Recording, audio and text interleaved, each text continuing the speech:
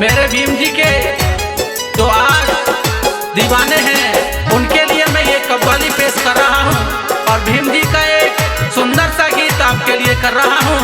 और आपसे मैं कहना चाहता हूँ इस गीत को सभी लोगों तक पहुँचाएं, जिससे कि बाबा साहब का मिशन बढ़ता रहे, बाबा साहब का मिशन बढ़ता रहे। अपनी कलम से भी मुझे संविधान लिख गए, अपनी कलम से भी मुझे संविधान लिख गए। बाबा साहब दलितों के भगवान बन गए, बाबा साहब दलितों के भगवान बन गए।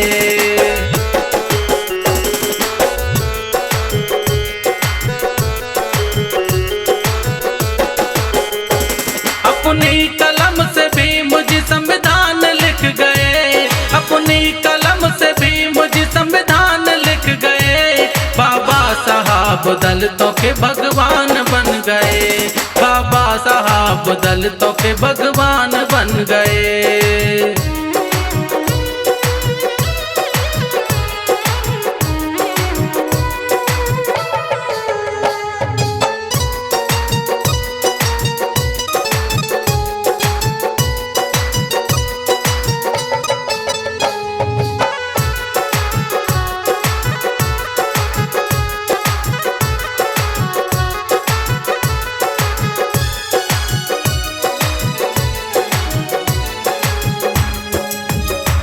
समता स्वतंत्रता का अधिकार दे दिया, संविधान से नारी का उद्धार कर दिया।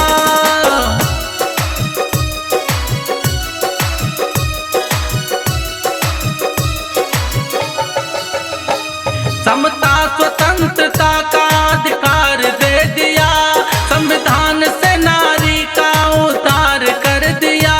बहुजन के लिए भीम अपनी जान दे गए, बहुजन के लिए भीम अपनी जान दे गए। बाबा साहब दलितों के भगवान बन गए, बाबा साहब दलितों के भगवान बन गए।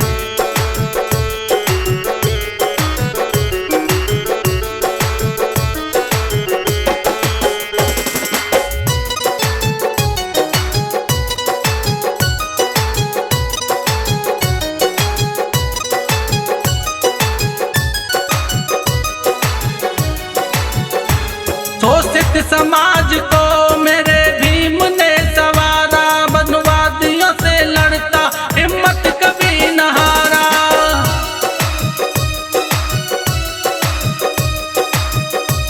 शोषित समाज को मेरे भीम ने सवारा, वनवादियों से लड़ता हिम्मत कभी न हारा। गूंगों को बहरों को आवाज दे गए, गूंगों को बहरों को आवाज दे गए। बाबा साहब दलितों के भगवान बन गए, बाबा साहब दलितों के भगवान बन गए।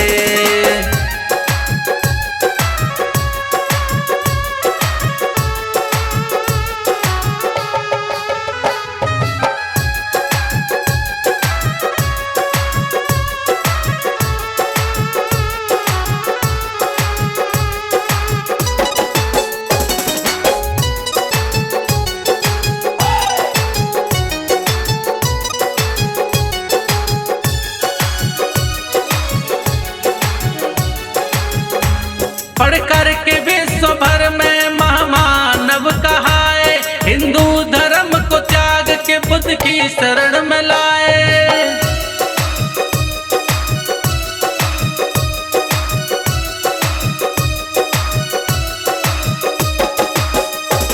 पढ़ करके विश्व भर में महामानव कहाए, हिंदू धर्म को त्याग के बुद्ध की शरण में लाए।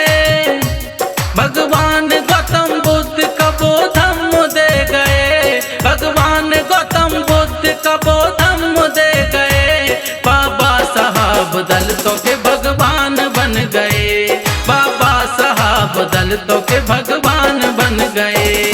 अपनी कलम से भी मुझे संविधान लिख गए, अपनी कलम से भी मुझे संविधान लिख गए। बाबा साहब दलितों के भगवान बन गए। बाबा साहब दलितों के भगवान बन गए। बाबा साहब दलितों के भगवान